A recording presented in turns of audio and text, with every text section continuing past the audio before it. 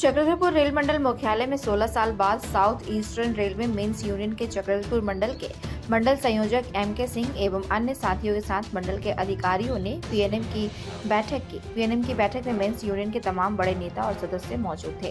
बैठक से पहले ढोल नगाड़े के साथ मेंस यूनियन ने मंडल मुख्यालय में प्रवेश किया। इस दौरान पटाखे भी छोड़े गए और मेंस यूनियन के समर्थन में नारे भी लगाए गए।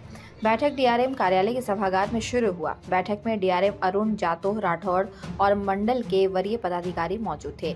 मंडल संयोजक एम.के. सिंह, केंद्रीय उपाध्यक्ष शिवजी शर्मा विशेष रूप से मौजूद थे। इस बैठक में भी मेंस यूनियन के द्वारा रेल कर्मियों की समस्याओं को बैठक में रखा। बैठक में ही कई समस्याओं का समाधान हो गया। बाकी समस्याओं को वरिष्ठ अधिकारियों द्वारा प्राथमिकता के तौर पर दूर करने का निर्णय लिया गया।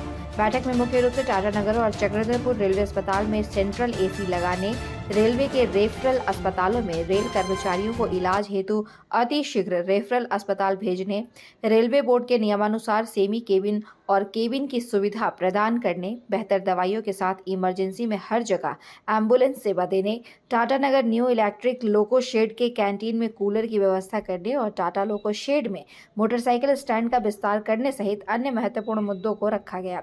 16 साल बाद हुई इस बैठक में मेंस यूनियन के नेताओं में उत्साह देखा गया। यूनियन के उपाध्यक्ष शिवजी शर्मा ने कहा कि इस बैठक का मंडल के सभी रेल कर्मियों को फायदा होगा और उनकी समस्याओं का निराकरण होगा।